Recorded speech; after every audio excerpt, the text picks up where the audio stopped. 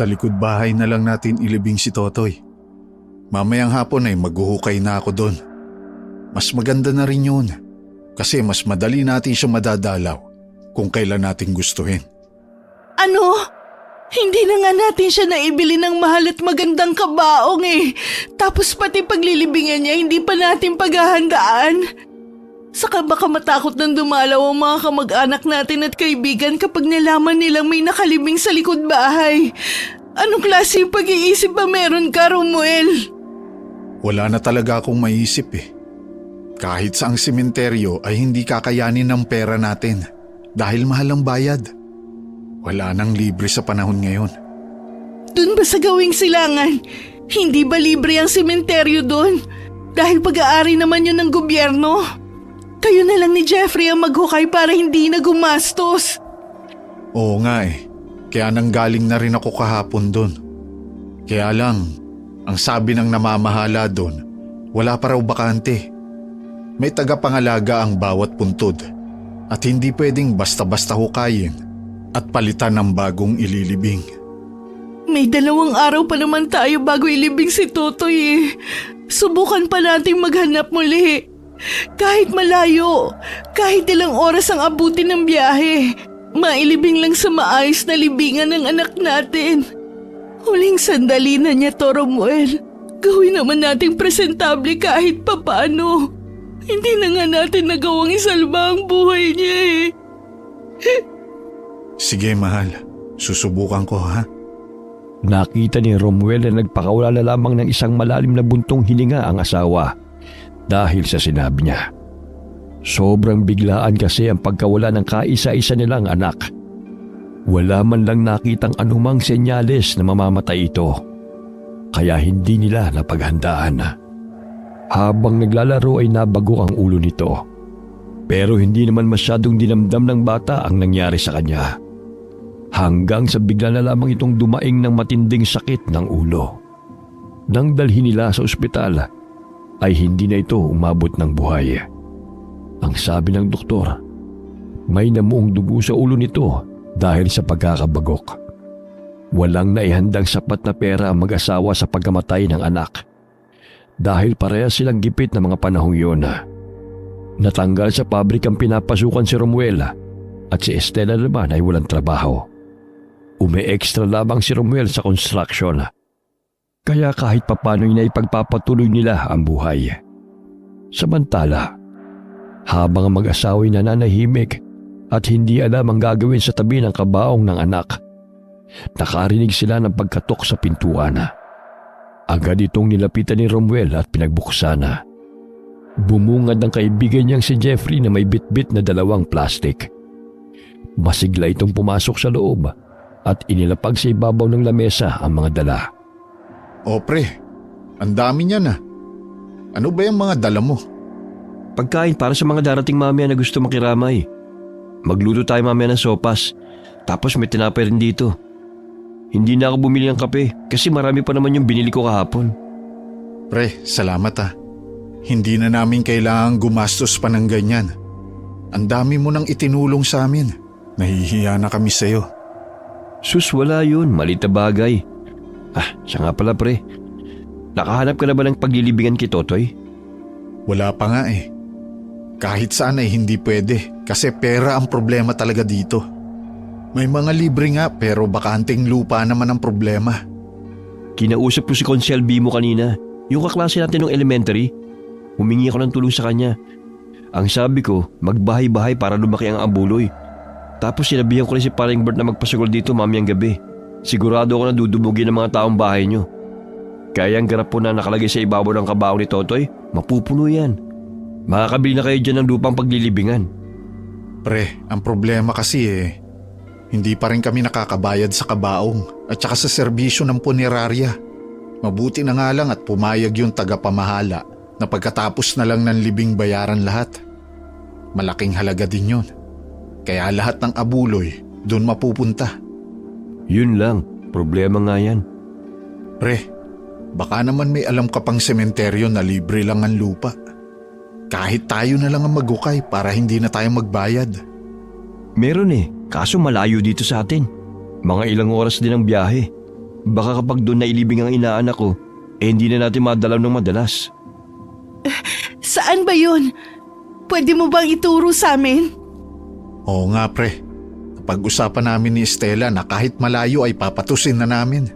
Magkaroon lang na maayos na libingan si Totoy. Sa kanluran pa yun. 4 na oras ang biyahe mula dito. At may pagkaliblib din ang lugar. Pero sabi ng kapatid ko, wala daw bayad ang paglilibing doon. Kasi ang may-ari noon isang hasenderang matanda na may malawak na lupain. Naisip daw niya magpatayo ng sementeryo para sa mga taong mahihirap. Isa kasi sa nagiging problema kapag may patay, yung paglilibingan. Dahil mahal ang bayad sa lupa at serbisyo, doon libre na lahat. Pero pwede ka magdala ng kahit na anong maireregalo para lalong ganahang mag-asikaso ang mga sepulturero. Sigurado ako sa sinasabi ko kasi yung asawa ng kapatid ko doon inilibing.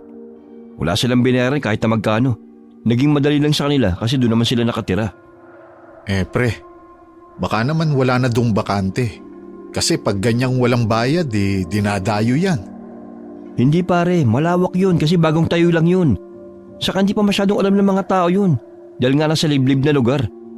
Ang mga bangkay na kadalasang inililibing dun ay nakatira lang mismo sa lugar na yun. O kaya naman sa mga karatig na baryo. Ano mahal? Doon na ba natin ilibing si Totoy? Kahit malayo dito sa lugar natin? Sabi ko naman sa'yo, di ba, kahit saan. Basta magkaroon ng maayos na libingan ng anak natin. Kesa naman ilibing natin sa likod ng bahay. Sige pre, doon na kami magpapalibing.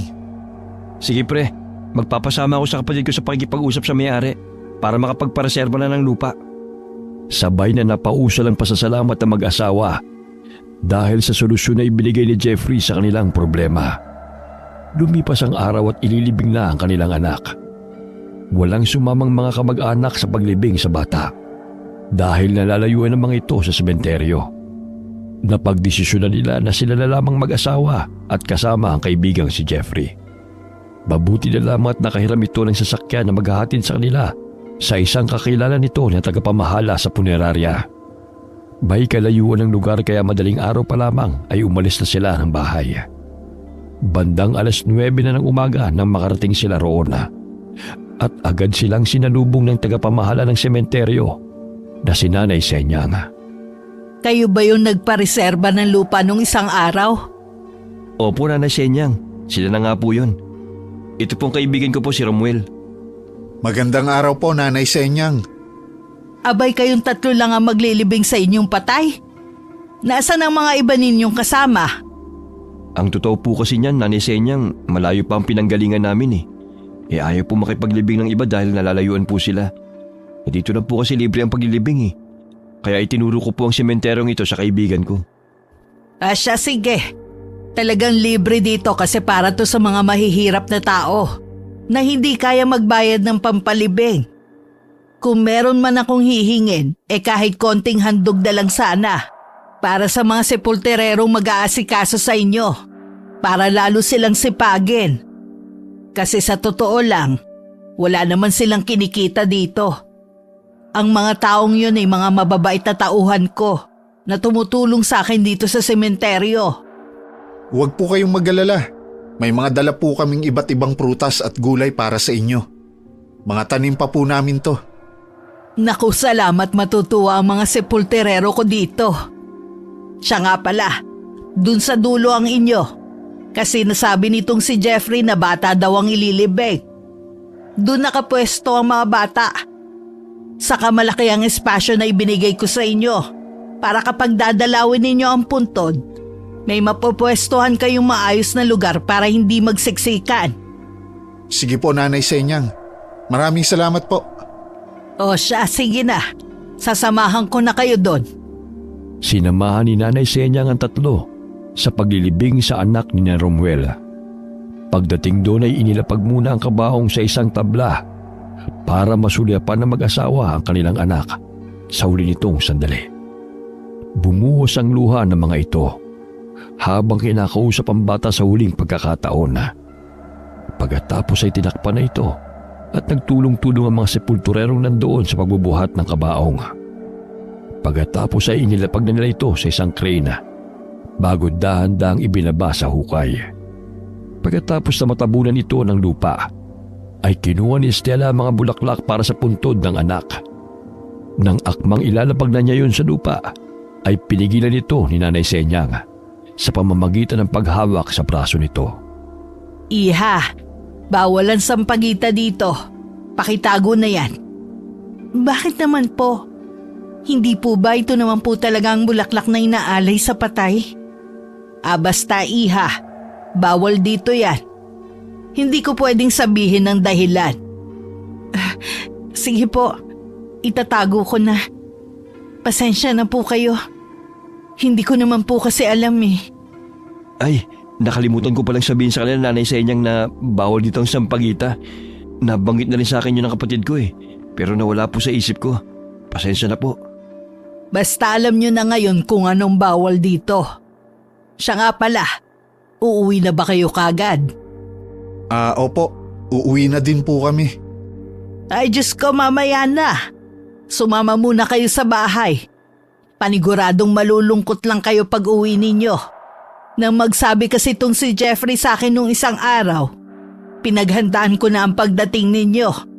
Nagluto ako ng masasarap na pagkain. Saka meron din doon mga kakanin. Sumama muna kayo at nang kahit papano mabawasan ang bigat ng dibdib ninyo. Ganyan talaga ang namatayan. Naranasan ko din yan nung namatay ang anak ko. Kaya't hanggat maaari, sinusubukan kong pagaanin ng loob ng mga taong naglilibing dito ng mga mahal nila sa buhay. Huwag kayo mag-alala. Libre din ang ipapakain ko sa inyo. Sige po nanay, nakakahiya naman po kung tatanggihan namin kayo. Nag-abala pa po kasi kayo para sa amin. Sus, wag mo na yung alalahanin. Tara na, lumakad na tayo papunta ron. Napahanga si Romuel at Jeffrey sa kabutihan ng matanda. Habang si Stella naman ay nagtataka pa rin dahil sa pagbabaw ng matandang babae sa pag-alay niya ng sampagita sa puntod ng anak. Hindi naman ito pinapansin ni Romuel. Dinala sila ni Nanay Senyang sa maliit niyang bahay. Pagdating nila roon, mainit silang sinalubong ng iba pang mga nakatira. Pinaupo sila sa isang pandangal na lamesa at pagkatapos ay naghain ng mga ito ng masasarap na pagkain. Kumain lang kayo ng kumain ha. Huwag kayong mahihiya. Ganito talaga dito. Mainit kami sa pagtanggap ng mga bisita. Huwag din kayo mag-alala na baka magbayad kayo. Libre ang lahat ng mga yan. Sige po. Wow, ang sarap nitong kare-kare ah. Sarap nyo pala magluto. Tamang-tamang timpla at lapot. Saka kompleto sa rekado. Anak ko ang nagluto niyan. Masarap talaga yung magluto. Kapag naubos ang pagkain dyan sa lamesa, marami pa dun sa loob kaya kumuha lang kayo. Pwede rin kayo mag-uwi. Magsabi lang kayo sa akin at ipagbabalot ko kayo. Para naman may madala kayo sa inyong mga kasama sa bahay. Sige lang po. Maraming salamat po. Ipinagsalin pa ni Nanay Senyang ng juice ang tatlo bago tumalikod at umalis. Agad namang nagsandok ang dalawang lalaki pagkalis nito. Maliban lamang kay Stella na tila ba nag-aalinlangang kumain ng mga pagkaing nakalapag sa lamesa. Oh mahal, kumain ka na. Malayo ang naging biyahe natin at nagutom din tayo. Mabuti na lang at may mabait na matanda dito na nag-alok ng pagkain para sa atin. Hindi ba kayo nawiwirduhan sa lugar na to? Parang may napapansin akong kakaiba. Hindi naman. May mga taong mababait lang siguro. At isa na doon si Nanay Senyang. Iyon siguro ang nakakapanibago. Pero hayaan na natin. Hindi eh. Nakakapagtaka na ganito yung trato sa atin ng namamahala sa isang libreng sementeryo. Kasi tayo yung ginawa ng pabor, hindi ba? Dapat wala nang ganito. Mabait daw talaga si Nanay Senyang Estela. Ayon na rin sa kapatid ko. Mapagbigay siyang tao at marunong dumamay sa kapwa. Tsaka ang gusto ni Nanay Senyang na ikwento natin sa iba itong sementeryo niya para marami pa raw siyang matulungan na kapwa sa pera. Yun na nga.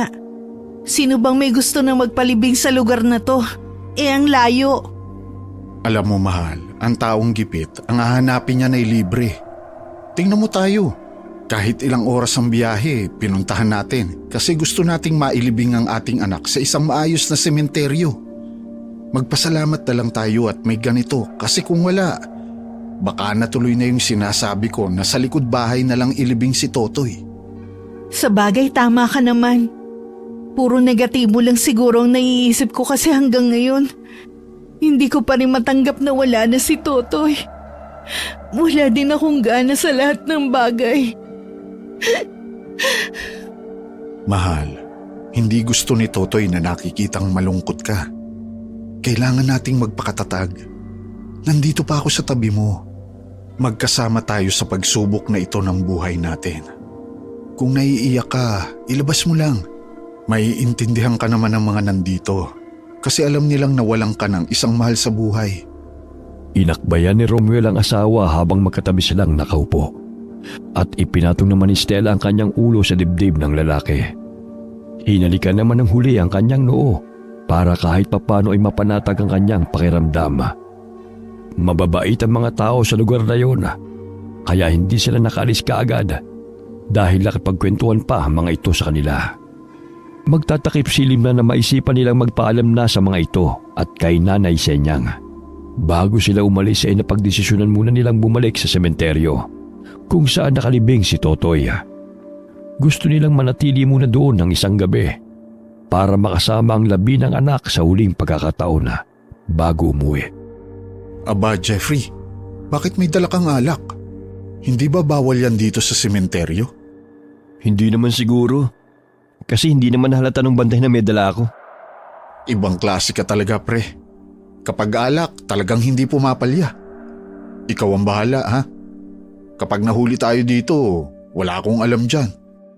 Huwag ka mag-alala pare, akong bahala. Sige lang, ikaw naman ang nagdala niyan eh. Mahal, ayos ka lang ba? Kanina pa malalim ang iniisip mo dyan. Nagtataka lang kasi ako eh. Saan naman? Napansin ko kasi na parang baliktad ang refleksyon natin sa mata ng mga tao dito. Hindi nyo ba napansin? Hindi naman. Mahal, nasa isip mo lang yan. Masyado kang nag-iisip ng mga negatibo. Kaya kung ano-anong nakikita mo. Mahal, umuwi na kaya tayo? Parang hindi na ako komportable sa lugar na to. Paano kung yung mga mababait na tao na tumutulong sa atin dito? Nagbabalat kayo lang pala. Mahal naman. Ito na ang huling gabi na makakasama natin si Totoy. Huwag ka namang mag-isip ng ganyan. Ibigay natin ang oras na ito para sa kanya. Matagal-tagal na ulit bago tayo makadalaw dito. Dahil may kalayuan din ang sementeryo na to. Hindi ka ba talaga naniniwala sa akin? Mahal naman, nasa sementeryo tayo. Huwag naman dito. Hindi lang tayo ang tao dito.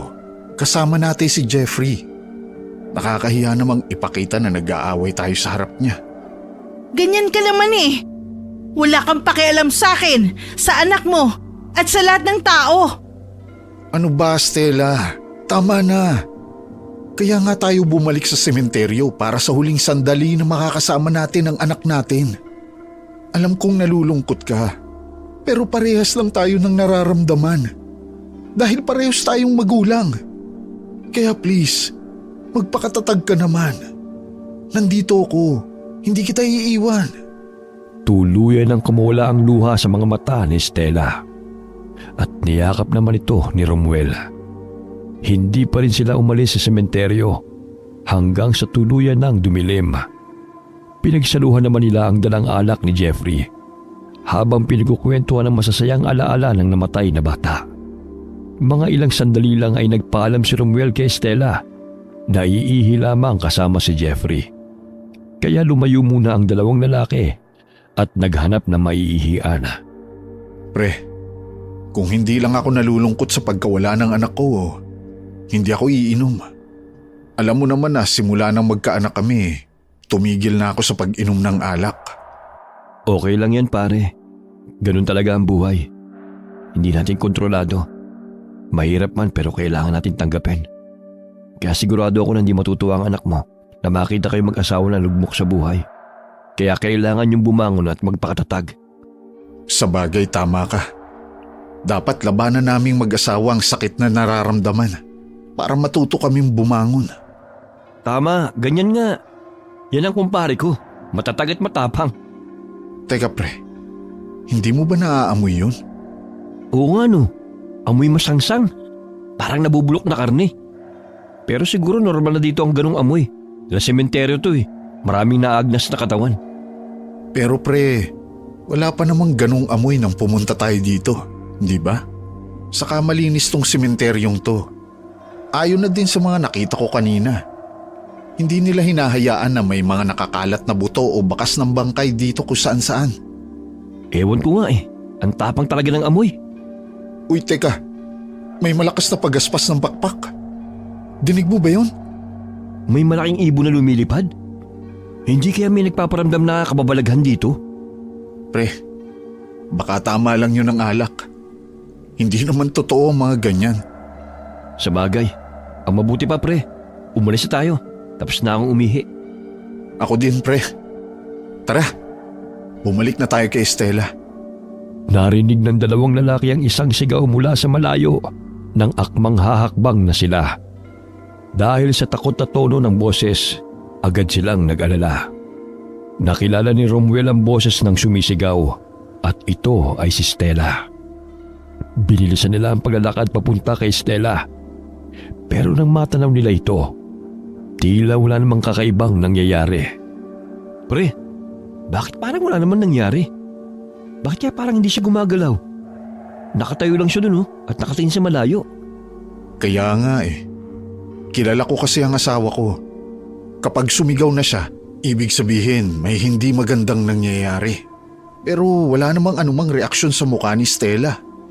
At parang nakatulala lang siya. Pre, sigurado bang si Stella yung narinig natin? Baka mamaya, baka ibang babae pala yung nangangailangan ng tulong. Nakakaalarma yung pagsigaw niya eh. Pre naman, asawa ko yun. Malamang kilalang kilala ko ang boses nun. Sigurado ko na siya yung narinig natin na sumigaw. Pero bakit ganun? Parang wala namang masamang nangyari kay Stella eh. Iyon ang hindi ko alam. Pero malalaman natin yan kapag nakausap natin ang asawa ko.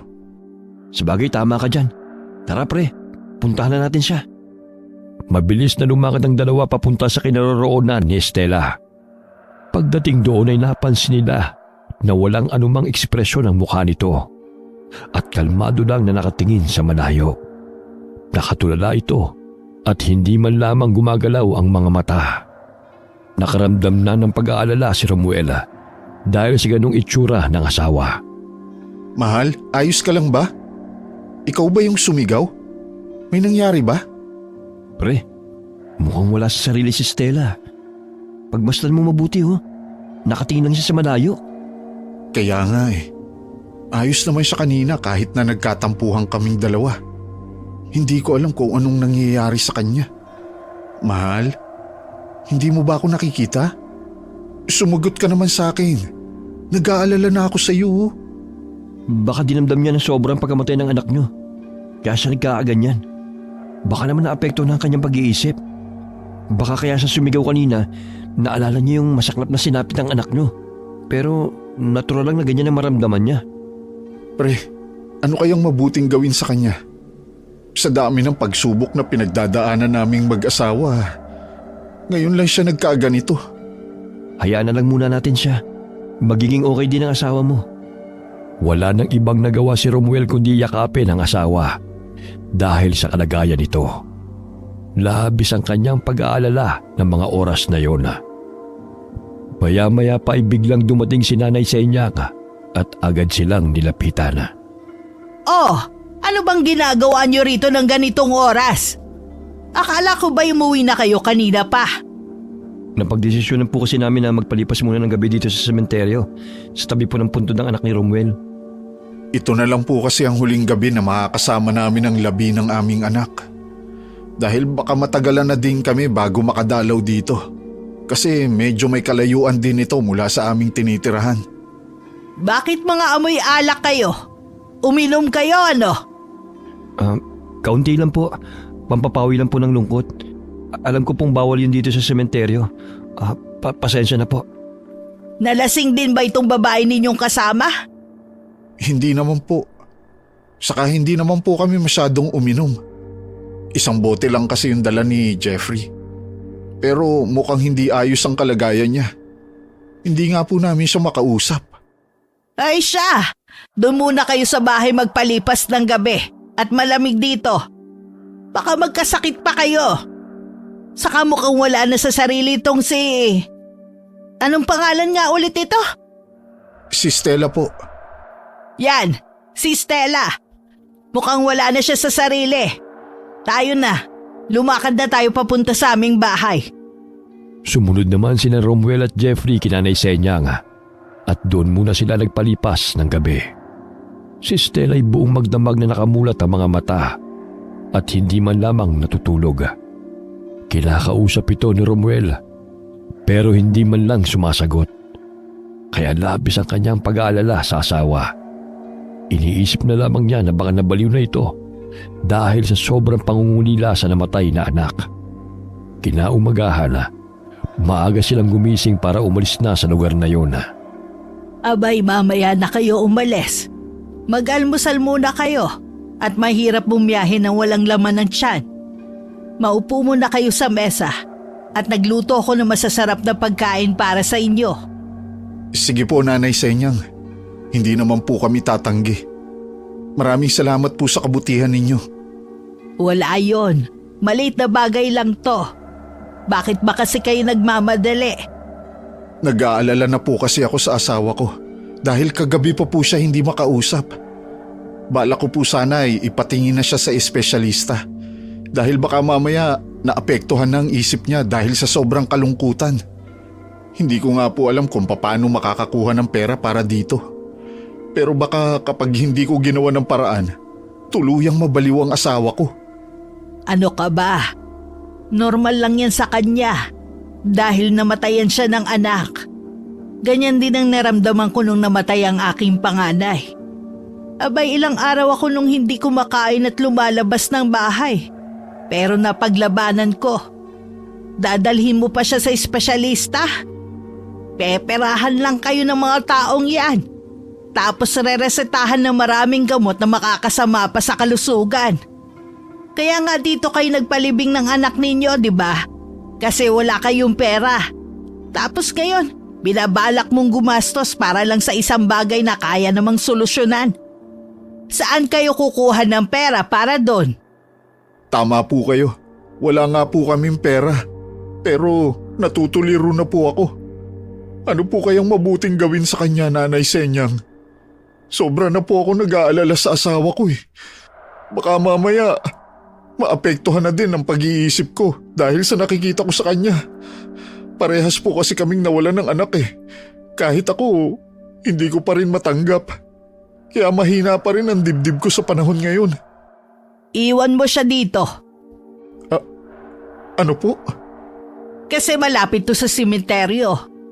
Mas lalo siyang malulungkot kapag umuwi siya sa inyo. Dahil hindi niya mapupuntahan kaagad ang inyong anak kapag gusto niya. Magagastosan pa kayo ng pera dahil sa mahal ng pamasahe. Ilang beses din akong namatayan ng mahal sa buhay. At ilang beses ko din natutunan kung paano bumangon at lumaban. Habang nandito siya, palalakasin ko ang kanyang loob. At isasama ko din siya sa mga gawain na nakakalibang sa kanya.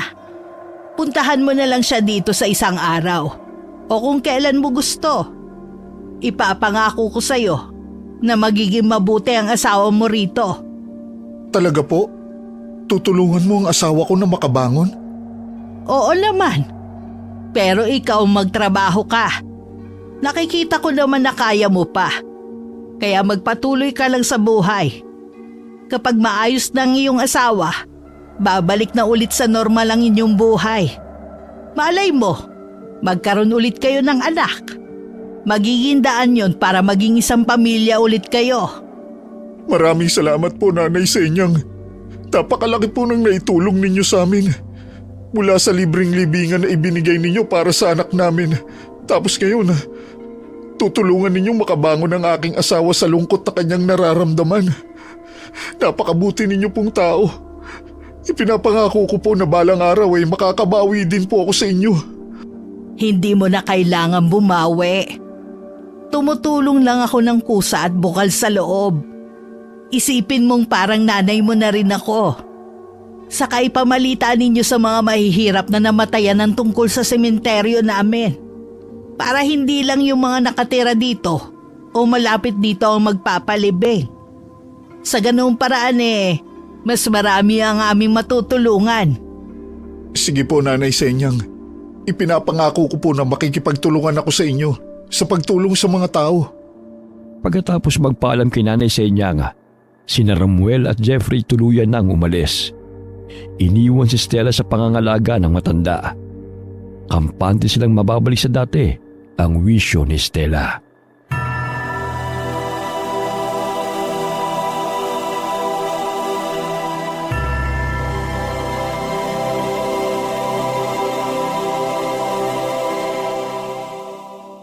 Dalawang araw ang lumipas. Dahil hindi na kinaya ni Romuel na wala ang kanyang asawa, nagpunta siya kina Nanay Senyang kasama si Jeffrey para sunduin na si Stella. Oh, kayo pala Romuel. Jeffrey, kumusta na kayo? Maayos naman po kami. Si Stella po. Nasaan po siya? Si Stella? Bakit nyo hinahanap sa akin si Stella? Hindi po ba iniwan po namin siya sa inyo? Nagpaalam si Stella sa akin kahapon pa. Nauuwi na daw sa bahay ninyo. Hindi ba siya umuwi sa inyo? Hindi po eh. Hindi naman dumating si Stella sa bahay. Nako, hindi ko na alam yon. Baka kung saan siya pumunta. Pre, baka hindi pa talaga maayos si Stella. Sabi kasi nila kapag nawawala daw sa katino ng isang tao ay naglalakad to nang wala sa loob. Baka ganun na nangyari sa kanya. Nung umalis po si Stella, okay na po ba talaga siya? Nakakausap naman siya. Pero hindi ko lang alam sa loob niya kung talagang maayos na siya. Pero matindi kasi ang pagpupumilit niya sa akin na uuwi na sa inyo. Kaya hinayaan ko na. Diyos ko, baka kung saan siya pumunta. Sige po, Nanay Senyang. Hahanapin na lang po namin siya sa mga lugar na posibleng puntahan niya. Gusto ninyo tulungan ko na kayo sa paghahanap? Hindi na po. Maaabala pa po kayo. Maraming salamat na lang po. Pasensya na kayo ha. Hindi ko siya pinigilan kaya nangyari sa kanya ang ganon. Dapat hindi ko siya pinabayaan Wala po kayong kasalanan. Talagang mangyayari ang ganon dahil sa kalagayan ng isip niya. O siya, lumakad na kayo. At nang masimulan na ninyo ang paghahanap sa kanya. Buong maghapon ang ginugol ni Romuel at Jeffrey sa paghahanap kay Stella. Pero ni Anino ay wala silang nakita. Inabot na sila ng hapon sa pagsuyod sa lugar na yon. Hanggang sa naisipan nila na pumunta ulit sa sementeryo at nagbabaka sakali na doon nila makita si Stella. Habang naglalakad ay nabangga sila ng isang binata na may iba't ibang klase ng kwintas na nakasabit sa leeg. Inakala ni Romuel na mandulukot ito dahil sa itsura. Madungi sa mukha nito at maraming tato sa braso.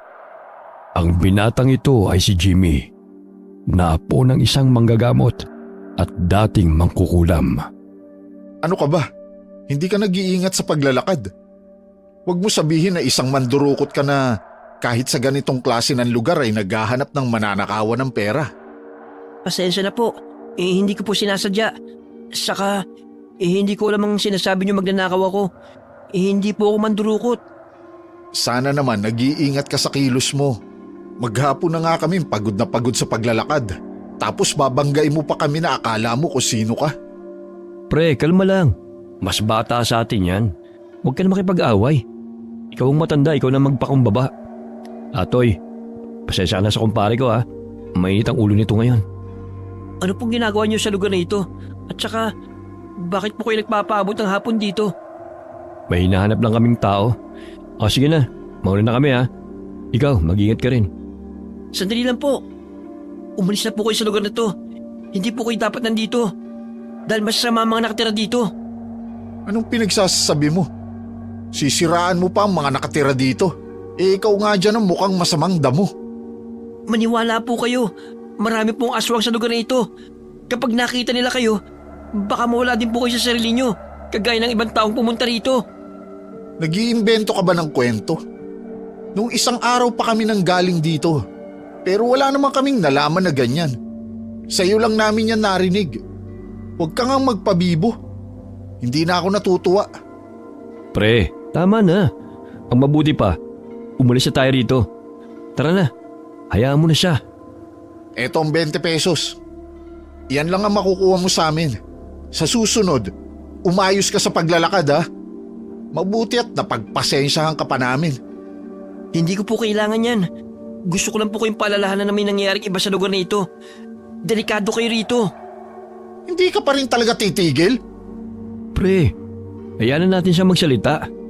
Toy, ano bang ibig mo sabihin? Marami pong nakatira dito na kung tawagin ay balbal.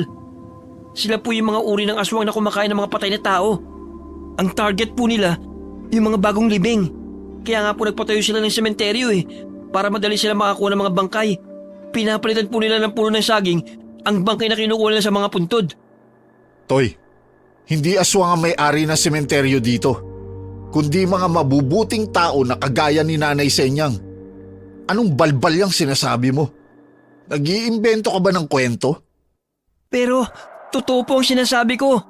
Kung gusto niyo pong mapatunayan, subukan po natin buksan ang isa sa mga puntod at malalaman niyo yung totoo ang sinasabi ko. Sige, subukan natin buksan ang puntod ng aking anak. At kapag napatunayan namin na mali yung sinasabi mo, titigilan mo ng pagsasabi ng mga kung ano-ano ha? Sige po, payag po ako. Kumuha sila ng mga pala at kalaykay para hukayin ang puntod ng anak ni Romuel. Pagkatapos ng mahukay ito, ay pinagtulungan nilang iangat ang kabaong, saka inalapag sa lupa. Buksan mo! Kayo na po magbukas para kayo na po mismo makatuklas na totoo yung sinasabi ko. Sige, bubuksan ko na. Ay, ano ba yan? Ang baho! Nasaan ang puno ng saging dyan? Niloloko mo kami. Bangkay ng anak ko ang laman ng kabaong at hindi ang puno ng saging na sinasabi mo. Wala kang respeto sa patay. Ano? Puno ng saging po ang nakikita ko at hindi bangkay. Kaya siguro magkaiba tayo ng nakikita dahil wala po kayong pangontra sa inyong katawan. Anong sinasabi mo? Bangkay ng anak ko ang nasa kabaong. Tigilan mo ng pagsasabi ng mga kahangalan. Walang maniniwala sa iyo. At baka mamaya idemanda ka pa dahil sa paninira mo sa mga taong nakatira dito. At saka hindi mo nire-respeto ang mga patay. Pero hindi po ako nagsisinungaling. Ang totoo po niyan, nililinlang lang kayo ni... Naputo lang sasabihin ni Jimmy dahil sa mga yabag na nadinig nila. Papalapit yun sa kanilang kinaroroonan na. Paglingon nila, naroon na si Nanay Senyang. Nagtataka at nasaksihan ang kanilang pagtatalo. Anong nangyayari dito? Bakit hinukay niyo yung patay? Dahil po sa batang to, kung ano-ano ang sinasabi. May mga aswang daw po sa lugar ninyo na kumakain ng patay na katawan ng tao. Ikaw na namang bata ka. Nung isang araw ka papasulpot-sulpot dito sa sementeryo Hindi kaya dito ka humihitit ng pinagbabawal na gamot? Aba, idadamay mo pa tong sementeryo sa pagiging adik mo. Hindi po ako adik at alam ko ang totoo tungkol sa inyo. Nakabata ka ba ngayong araw Kaya mo ba inutusan ng 2 to na hukayin ng patay dahil sa kahangalan mo? Kinukuha niyo mga bangkay at pinapalitan ng puno ng saging. Huwag na kayo magmangmangan pa. Kayo ang pinuno ng mga aswang sa lugar na ito. Ano pinagsasabi mo? Lumayas ka na nga dito! Layas! Hoy! Ilabas na ninyo ang batang to at gumagawa lang siya ng gulo dito. Nag-iiskandalo. Habang pinagmamasdan ni Romuel ang pagkaladkad ng mga kasama ni Nanay Senyang kay Jimmy palabas ng sementeryo, ibinabalik naman niya ang takip ng kabaong. Nakatakip ang ilong ng mga kasama niya dahil sa mabahong amoy ng bangkay. Yung batang yon apo ng mangkukulam. Rebelde sa mga magulang, kaya kung ano-ano ang ginagawa. Madalas siyang tumambay dito sa sementeryo. Kung ano ang kanyang sinasabi, huwag niyo nalang pakinggan dahil baka sabog lang ang kanyang utak. Bata pa lang kasi marunong nang gumamit ng droga. Masyadong pariwara ang buhay. Kaya nga po parang sirang plaka na nagsasabi ng kung ano-ano. Pinagbibintangan pa ang mga nakatira dito na masasamang damo daw. Siya ang masamang damo dahil sinisiraan niya ang mga taga rito. Siya nga pala, hindi niyo pa din ba nahahanap si Stella? Hindi pa rin po Umuwi na kayo at malapit ng dumilim. O kaya'y makitulog na lang kayo sa aming bahay at bukas ipagpatuloy ang paghahanap. Sige po, makikitulog na lang po kami sa inyo ngayong gabi. Salamat po ulit. Oo, mabuti pa nga. Bukas nyo na lang ipagpatuloy ang paghahanap. Nagpalipas sila ng gabi sa bahay ni Nanay Senyang. 11:00 na ng gabi, ngunit hindi makatulog si Romuel dahil sa pagkawala ng asawa. Napagpasyahan niyang lumabas para magpahangin. Umupo siya sa ilalim ng puno malapit sa bahay ni Nanay Senyang at nagsindi ng sigarilyo. Maya-may nakita niya si Nanay Senyang na lumabas ng bahay. Tinawag niya ito, ngunit tila hindi siya narinig ng matanda. Sinundan niya si Nanay Senyang at nakita niyang huminto ito sa isang sagingan. Akma na sana siyang lalapit nang mapansin niya na tinubuan ng pakpak ang likod ng matanda. Nangilabot siya kaya nagtago siya sa talahiban para pagmasdan ito ng palihim. Bigla na lamang itong naging kakaibang nilalang at lumipad. Dahil sa takot na naramdaman, tumakbo si Romuel papunta kay Jeffrey para ikwento ang nakita. Ano ba yung pre? Sarap lang tulog ko dito Si Nanay Senyang, nakita ko siya. Na ano? Ano nakita mo sa kanya? Nag-iba siya ng anyo, pre. Nagkaroon siya ng pakpak tapos biglang lumipad. Nakakatakot ang itsura niya. Ano? Totoo bang sinasabi mo? Si Nanay Senyang, naging aswang? Hindi kaya namamalikmata ka lang? Totoo ang nakita ko, pre. Hindi ito isang ilusyon lang at hindi din naman ako lasing. Mabuti hindi kanya nakita at sinaktan. Kaya nga Pero kailangan na nating umalis sa lugar na to. Hindi na tayo ligtas dito. Tama, umalis na tayo ngayon din. Nagmamadaling bumangon si Jeffrey mula sa pagkakahiga at saka sila tumakbo paalis ng bahay ni Nanay Senyang. Nang mapadaan sila sa sementeryo, agad silang napatigil dahil sa kanilang nakita. Nagtago muna sila sa isang puntod para pagmasdan ang ginagawa nito. Pre, totoo ba yung nakikita natin? Kinakain niya yung bangkay? Hindi tayo lasing, pre. Hindi naman tayo uminom kanina Ibig sabihin, totoo nga yung sinabi ng binata na may mga aswang dito na kumakain ng patay na tao na kakalibing lang. Yung puntod na yon. Kanina lang yun nilibing, di ba? Ibig sabihin, kinain na nila ang bangkay ng aking anak? Pero nung hinukay natin yung puntod na kanina, hindi naman napalitan ng puno ng saging ang kanyang katawan, kagaya ng sinabi ng binata kanina. Yun lang hindi ko maintindihan. Pre, umalis na tayo rito. Delikado, dahil baka makita tayo ng aswang. Wala tayong laban dyan. Wala man lang tayong dalang asin o kahit na bawang man lang. Kaya nga, umalis na tayo dito. Pero dahan-dahan lang ang kilos dahil baka marinig nila tayo. Kahit nag-iingat ang dalawang lalaki, narinig pa rin ng aswang ang mga yabag nila. Napahinto sila sa takot ng humarap ito dahil ang anyo nito ay nakakakilabot. Mayroong malalaking pakpak, walang buhok, nakausli ang mga mata, may mahabang tenga, walang balahibo at kulay itim ang balat.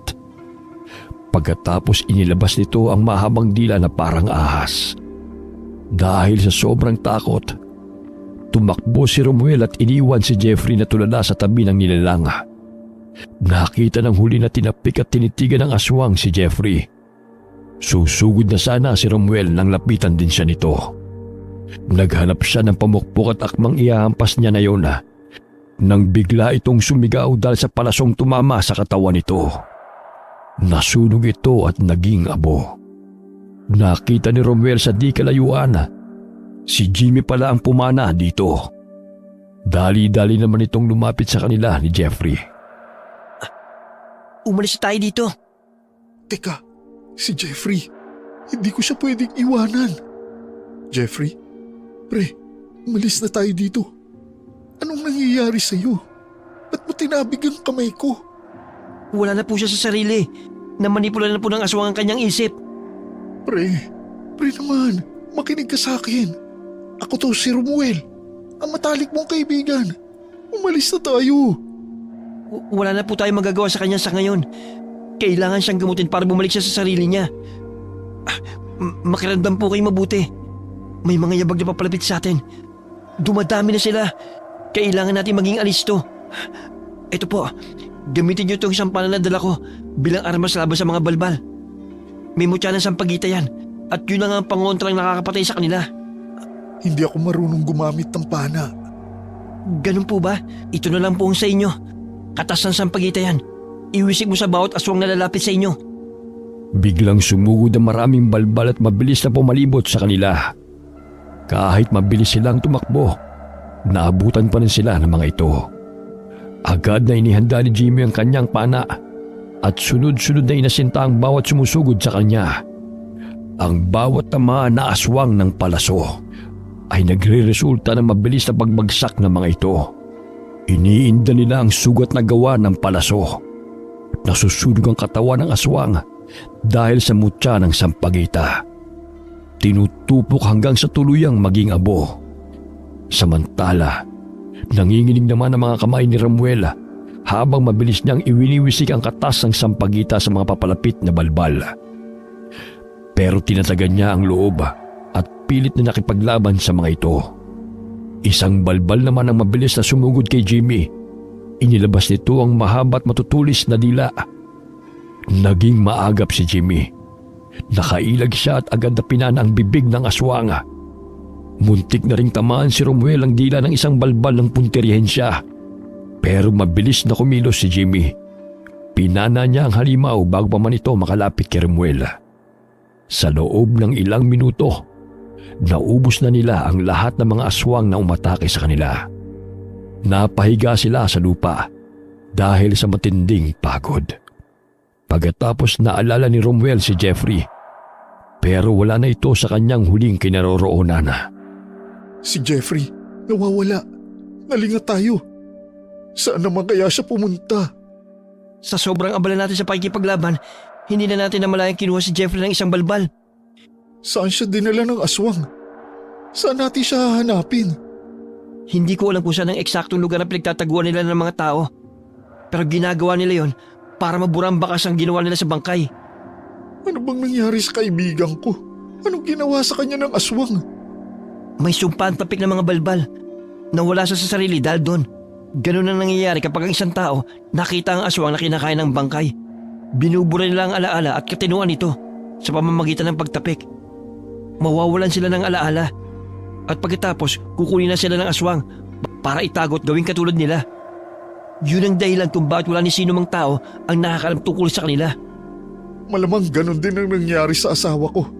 Nung isang gabi na nandito kami, narinig ko siya sumigaw. Posibleng nakakita siya ng aswang ng gabing yun. At itong dahilan kung bakit nawala siya sa sarili niya. Malamang itinago na rin siya ng aswang kaya siya nawawala. Nalinlang kami ni Nanay Senyang. Dapat hindi na lang kami nagtiwala sa kanya at dapat hindi ko na lang iniwan sa kanya si Estela. Siya ba yung tao na hinahanap mo? Yung sinasabi niyo kanina? Anong ibig mo sabihin? Alam mo ba kung nasa si Estela? Hindi ako sigurado kung siya nga yung Estela na sinasabi niyo. Pero may niligtas akong babae nung isang gabi. Nakita ko siyang akin ng mga balbal. Mabuti na lang alisto ko. Napatamaan ko sila ng pana at nailigtas ko yung babae. Dinala ko siya sa bahay at ginamot na siya ni Lolo. Pinainom siya ng pinaglagaan ng dahon ng sampagita at dahil doon, nawala na ang sumpa ng balbal sa kanyang katawan. Nagsagawa rin kami ng ritual sa kanya. Ginamit ang mutya ng sampagita. Kaya bumalik na siya sa wisyo. Ikinuwento ko sa kanya ang nangyari at takot siya. Sinabi niya na gusto niyang makita ang asawa niya. Si Estela nga ang sinasabi mo. Dali mo ako sa kanya. Gusto ko siyang makita. Labis ang pag-aalala ko sa kanya. Isinama ni Jimmy si Romuel sa kanilang bahay. At pagdating doon ay nakita niya si Stella, katabi ng lolo ni Jimmy na si Mang Chito. Tumayo ito nang makita ang asawa at niyakap naman ito ng mahigpit ni Romuela. Nag-iyakan na mag-asawa dahil sa sobrang pangungulila sa isa't isa. Akala ko hindi na kita makikita. Akala ko kung ano nang nangyari sa iyo. Mabuti at nakaligtas ka. Nakaligtas ako dahil sa mabubuting tao na tumulong sa akin. Maraming salamat sa inyo. Utang na loob ko sa inyo ang buhay ng asawa ko. Wala po yun. Natutuwa po kami makatulong. Sino kasama mo rito? Bakit mag-isa ka lang? Nasaan si Jeffrey? Kinuha siya ng mga aswang at hindi ko na alam kung nasan siya. Ano? Paano na ang pamilya niya? Magagalit sila sa'yo dahil ikaw ang nagsama sa kanya rito. Utoy, baka naman matulungan mo ko na hanapin si Jeffrey. Pangako, kapag tinulungan mo ko, babawi ako sa iyo. Gusto kong mahanap ang kaibigan ko. Tutulungan po kita. Pero kailangan natin maghanda para malaman mo kung ano mga pangontrang ginagamit sa balbal. Sige, payag ako. Lahat ay gagawin ko. Mahanap ko lang ang kaibigan ko. Isinama ni Jimmy si Romuel sa isang dampa kung saan nakalagay ang mga ginagamit niyang pangontra. Bago sumapit doon, ay madadaanan ng isang hardin na punong-puno ng bulaklak ng sampagita. Nang makarating naman sila sa dampa, ay marami mga iba't ibang bagay na gawa sa sampagita ang naroon. Kaya pala marami kayong tanim na sampagita. Dahil ito nga pala ang ginagamit mong pangontra. Pero matanong ko lang, bakit sampagita ang pangontra sa mga aswang na balbal? Yun ang turo sa amin ng diwata na naging kaibigan ni Lolo. Dahil ang bulaklak na ito na inihahando sa mga patay, nagdadala ng espesyal na enerhiya na may koneksyon sa mundo ng mga yumao. Kaya laso nito para sa mga balbal na kinakain ng mga bangkay. Nakakahilo sa kanila ang amoy nito. At dahil ang bulaklak ng sampagita ay sumisimbolo sa kalinisan at kadalisayan, ito ay may elemento na nakapagpataboy ng maruming gawain ng mga balbal. Ang kaunting dampi ng bulaklak ng sampagita sa balat ng balbal, lason para sa kanila. Ganun pala yun. Kaya pala ayaw ni Nanay Senyang ang mag-alay ng sampagita sa puntod. Bukod pa dito, binigyan din si Lolo ng pana na may mutya ng sampagita. Ito ang pinakamabisang pangontra sa aswang. Isang tama lang ng palaso, masusunog ang kanilang katawan. Naiintindihan ko na ngayon kung bakit yun ang ginagamit mo sa pakikipaglaban. Bukas na bukas din. Hahanapin natin ang pinagtatago ng mga balbal sa mga taong kinukuha nila. Naniniwala ako na dito rin sila nagtitipon-tipon. Kaya kailangan natin maging maingat. Kinabukasan, nagkasundo ang dalawa sa kanilang plano. Nagsuot sila ng mahabang damit para magkunwaring sepulturero at naglagay din sila ng mahabang balbas para hindi makilala. Alam ng mga bantay sa sementeryo ang amoy ng kanilang kalahi. Kaya para makapasok sa loob, ay nagwisik sila sa buong katawan ng katas ng karne ng bulok na baboy. Nakatago din sa isang sako na pinaglalagyan ng mga kagamitan ang pana na may mutya ng sampagita at ang mga pangontra na gawa sa bulaklak ng sampagita. Hindi naman nakahalata ang mga bantay, kaya tagumpay silang nakapasok sa loob. Nagkunwari silang naglilinis at nagpipinta ng mga puntod habang naghahanap ng posibleng lagusan. Hanggang sa inabot na sila ng 6:00 doon. Nagsialisan na ang mga sepulturero, kaya mas malaya na silang kumilos. Ipinasuot naman ni Jimmy ang kanyang kwintas na may mutya ng sampagita kay Romuel. Bakit mo isinuot sa akin yan? Gagamitin ko ba yan sa pakikipaglaban? Ipinapahiram ko lang sa'yo. Bubuksan ko ang isang kabaong dito. Tapos sabihin mo sa akin kung anong nakikita mo. Puno ng saging yan eh. Niloloko mo ba ako? Nakalimutan mo na ba yung sinabi mo sa akin nung nakaraan? Pinapalitan nila ng puno ng saging ang mga bangkay. Hindi mo lang nakita noon. Dahil wala sa iyo mutya ng sampagita. Ganyan pala nila nilinlang ang mga tao. Sila ang walang respeto sa mga patay. Ngayon alam mo na kung anong totoo. Hindi na dapat kayo magtiwala sa mga tao rito. Basta ngayong araw, matapos na mahanap natin si Jeffrey, aalis na kami dito at hindi na babalik. Alam kong wala na din naman dito ang anak ko dahil kinain na nila. Dapat pala, hindi na lang kami nagtiwala sa kanila. Wala na tayong magagawa doon. dahil nangyari na. Basta ngayon, tatapusin na natin ang lahat. Tama. Tara, gawin na natin ang sunod nating agenda. Nagpatuloy na sa paghahanap ng lagusan ng dalawang lalaki. Hanggang sa nakita nila ang isang lugar na tila ba isang kuweba sa ilalim ng lupa. Sa tingin ko, ito na yung hinahanap natin. Mukhang matindi ang pagkakasara.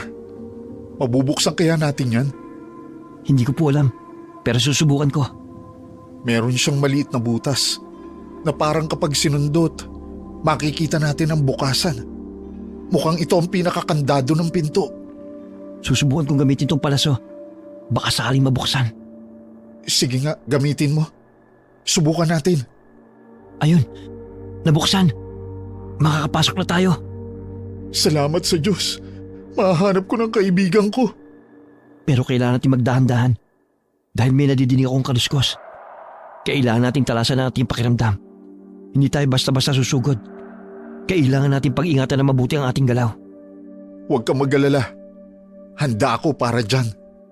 Dahan-dahang binuksan ni na Romuel at Jimmy ang mabigat na pinto papunta sa dagusan. Isang masikip at madilim na pasilyo ang bumungad sa kanila. Buti na lamang ay may dala silang flashlight at inilawan nito ang kanilang dinadaanan habang naglalakad. Patuloy silang naglakad hanggang sa maaninag nila ang isang lumang pintuan sa dulo. May mga bantay na nakaharang dito, mga aswang na balbal. Dahil dito, huminto muna sina Romuel at Jimmy para makapaghanda. Inilabas nila ang kanilang mga pangontra at pana. Pagkatapos humanap sila ng magandang pwestong may makakapal na damo para doon magtago. Mula sa kanilang pinagtataguan, isa-isa na lang pinana ang mga aswang. Ang lahat ng tinatamaan ay nagiging abo. Nang matiyak nilang wala nang natitirang bantay, saka lamang sila lumapit sa pintuan at sumilip sa butas doon. Tama ka. Dito nga sila nagtitipon. Napakaraming aswang sa loob.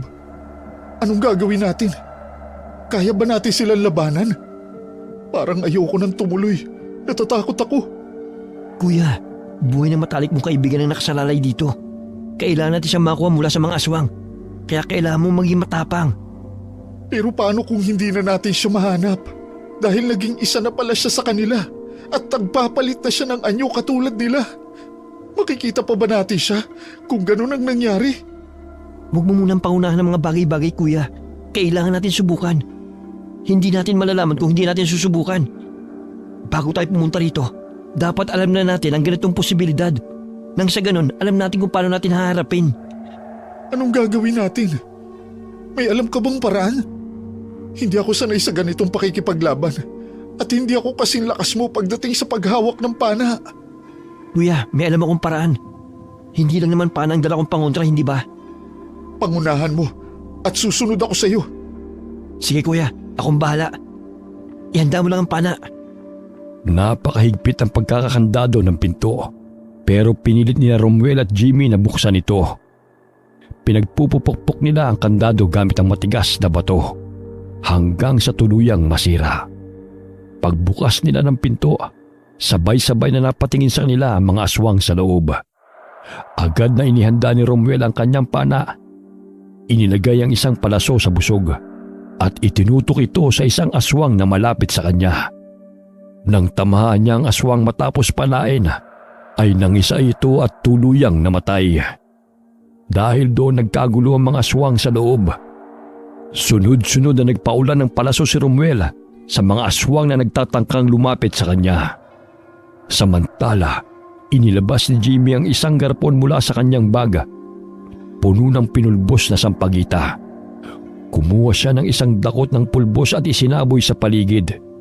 Umiikot pa siya para maikalat ang pulbos sa hangin. Ang bawat aswang na nakasinghot ng pulbos ay nahihirapang huminga. Nawawalan ng lakas at bumabagsak. Pinapana naman ni Romuel ang mga ito para tuluyang maglaho. Ipinagpatuloy nila ang kanilang ginagawa hanggang sa maubos ang lahat ng aswang na naroon. Naubos na natin sila! Hindi pa rin tayo nakakasiguro hanggat hindi natin nakikita si Kuya Jeffrey. Marami pa ba tayong pangontra? Marami pa. Kaya pa to. Pero baka hindi natin kayanin kapag nakaharap natin ang mga ninuno nila. Dahil di hamak na napakalakas ng mga ito. Diyos ko, hindi pa pala tapos. Akala ko mahahanap na natin ang kaibigan ko at sa wakas ay makakaalis na dito. Ipagpapatuloy natin ang paghahanap hanggat wala pang ibang balbal na nakakita sa atin. Tumayo si Romuel at Jimmy mula sa kanilang kinauupuan at nagsimulang maglakad. Maingat nilang tinitignan ang kanilang paligid, bawat sulok at anino, habang hinahanap si Jeffrey.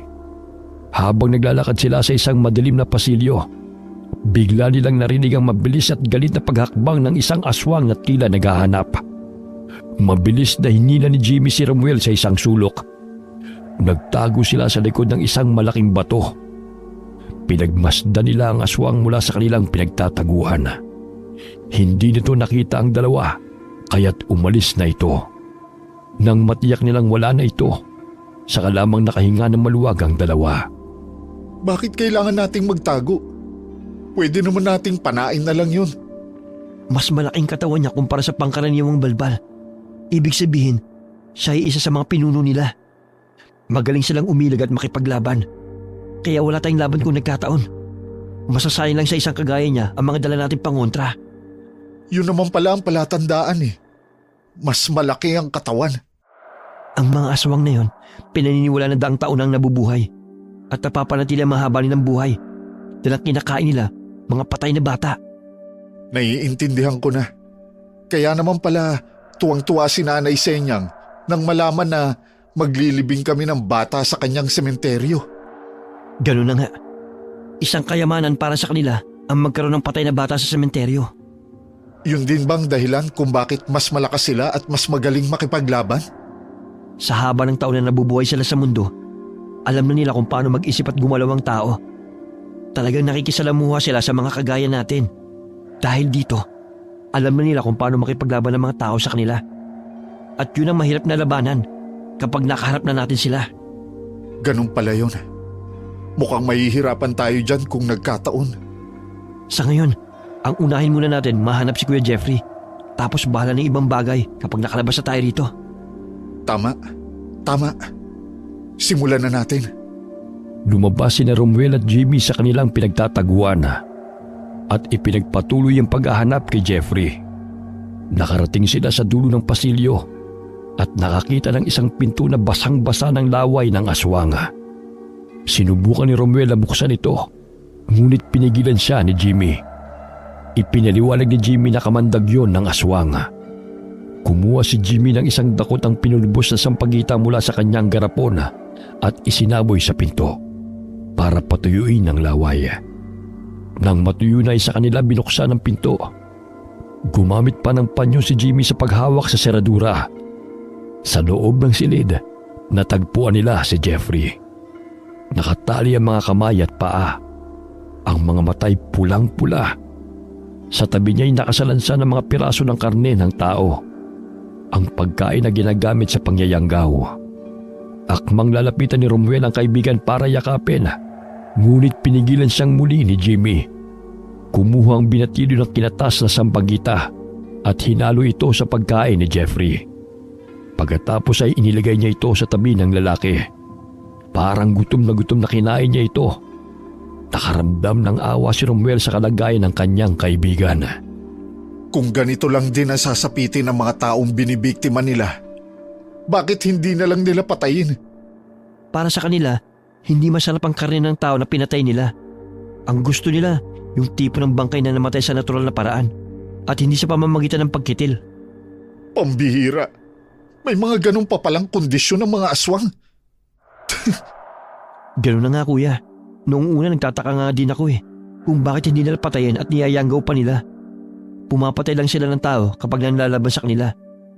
Ang mga nakakakita naman sa kanila ay tinatakot na din kaagad, kaya hindi na nakakapanlaban pa. Ikaw, bakit hindi ka nila kayang saktan o patayin? Dahil may mutya ng sampagita na nakakwenta sa akin. Kapag pinatay nila ako, mamamatay din sila.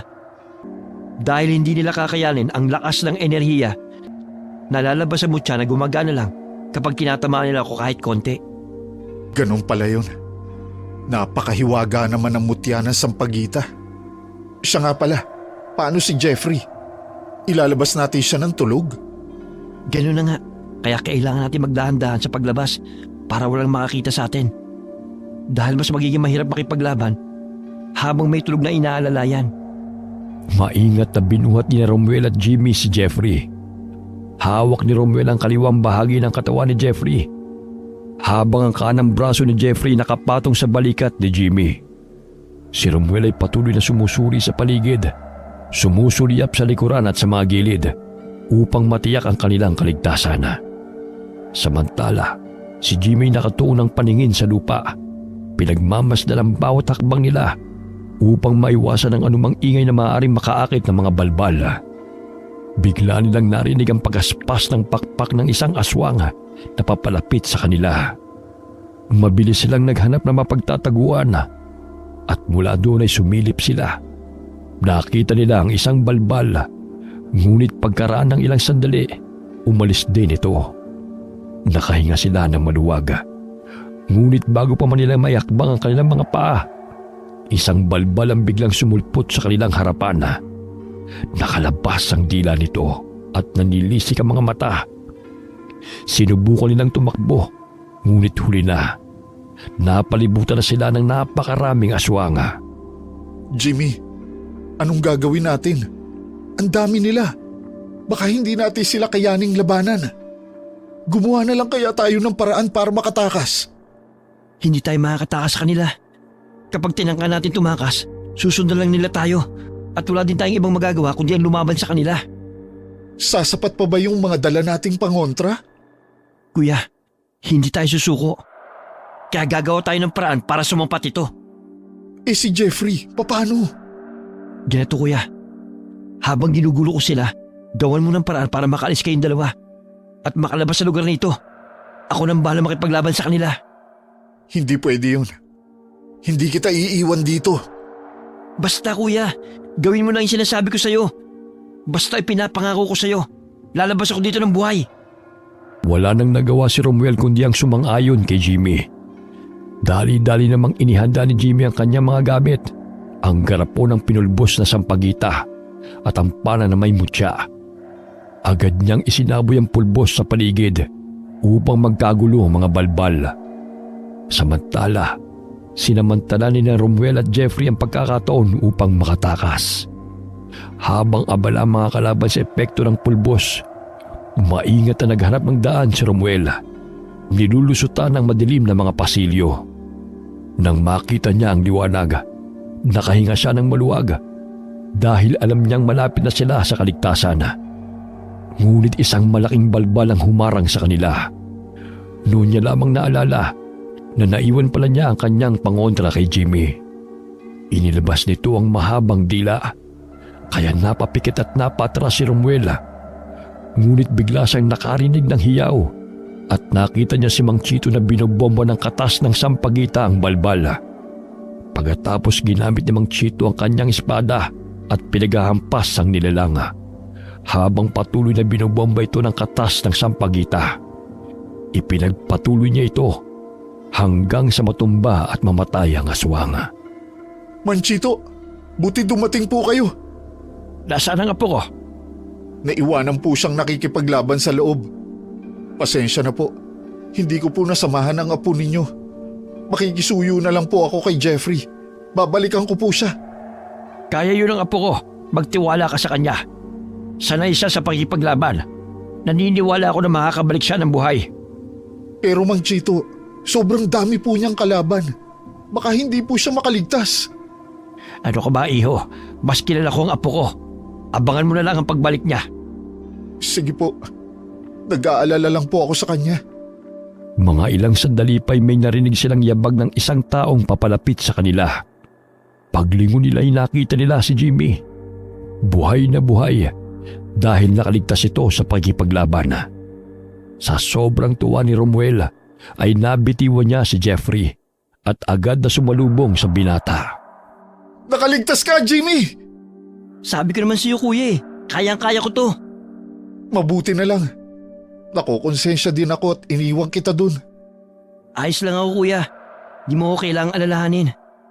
Oh, Lolo, nandito pala kayo. Sumunod ako dito para tulungan kayo. Meron din akong naimbentong sandata na makakatulong sa ating lahat. Sabi ko na nga may pinaplano ka, Lo. Ang mabuti pa ay magmadali na tayo. May gagawin ako bago tayo lumabas. Nagmamadaling lumakad ang tatlong lalaki habang pinagtutulungan ni Romuel at Jimmy ang pag-akay kay Jeffrey. Nang makarating sila sa gitnang bahagi ng sementeryo, ay may inilagay si Mang Chito sa lupa. Manchito, ano yan? Paputok? Oh, pero may mutya ito ng sampagita. Humingi ako ng isa pang mutya sa diwata para ilagay dito. Tiyak ako na maraming balbal ay dito nagtitipon. Kapag sumabog ito, lahat sila ay masusunog. Paano kung masabugan din tayo niyan? Kasi nandito tayo. Hindi mangyayari yun dahil may oras ito.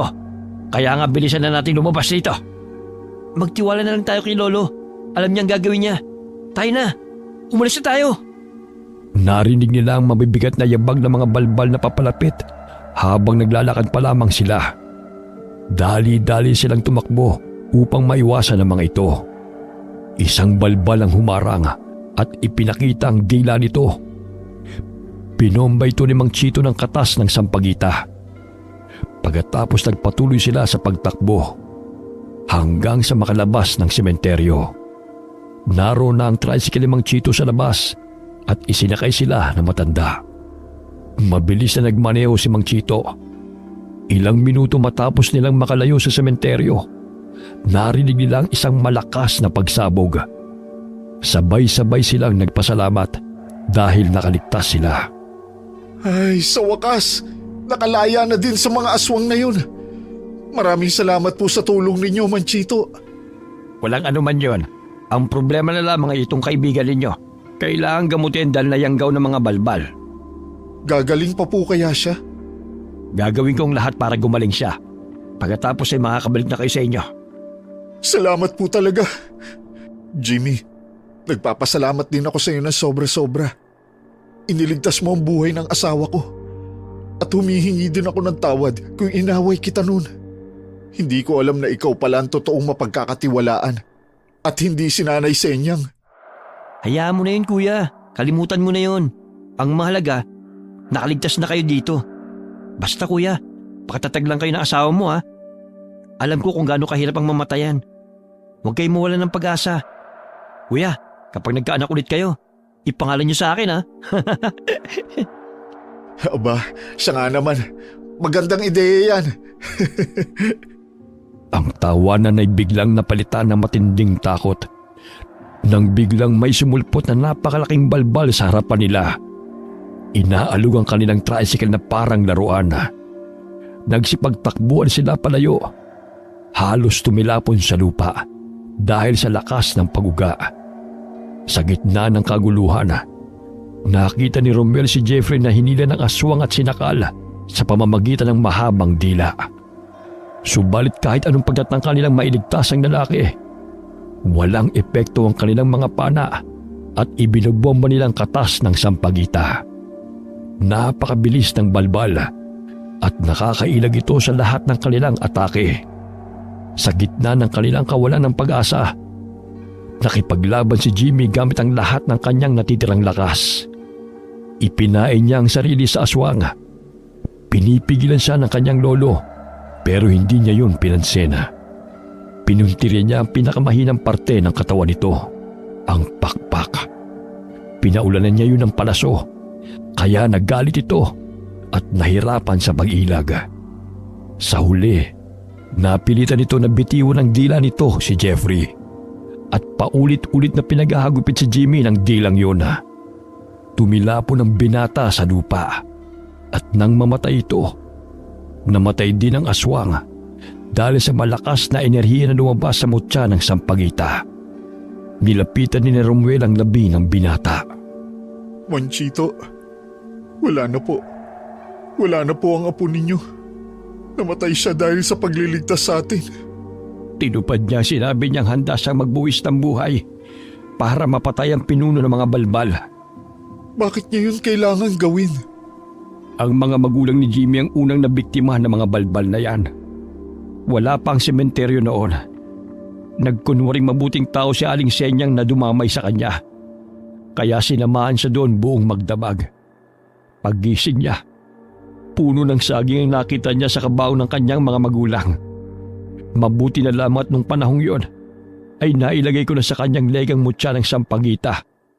Matagal na niyang gustong maghigante at iligtas na rin ang ibang taong nabibiktima ng mga balbal. Napakabuti po pala niyang tao. Napakabuti ng inyong apo.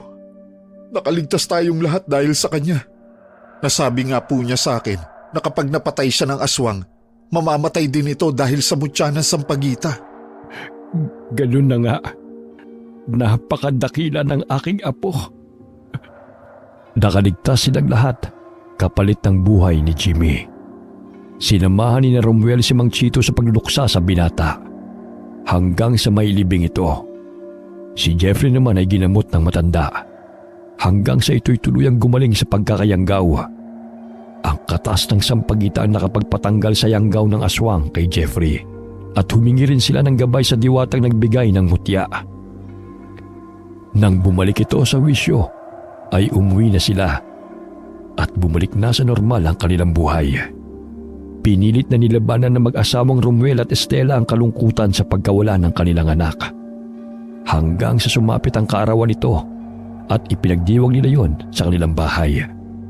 Wala tuloy tayong madadalaw na puntod dahil sa mga balbal na yon. Hayaan niyo na po yun. Ang mahalaga, nakaraos na po tayo sa mga pagsubok na dumaan sa atin. Dahil sa mga aswang. Teka, kanina ka pa kumakain dyan ah. Tirhan mo naman ang handa ang anak natin. Pakiramdam ko kasi lagi akong gutom ngayon eh. Huwag mo sabihin na Ano ba yan? Susurpresahin pa sana kita. Pero mukhang mahusay ka ng kumilatis ngayon. Oo, buntis ako. talaga? Totoo ba yan? Oo, buntis ako. Isang pamilya na ulit tayo. Nagtatatalon si Romuel dahil sa sobrang tuwa. Bigla siyang napaluhod at napadasal at nagpasalamat sa Poong May Kapal dahil biniyayaan sila ng panibagong anak. Makalipas ang ilang buwan ay nanganak si Stella ng isang lalaki at Jimmy ang kanilang ipinangalan dito tulad ng ipinangako nila sa binata.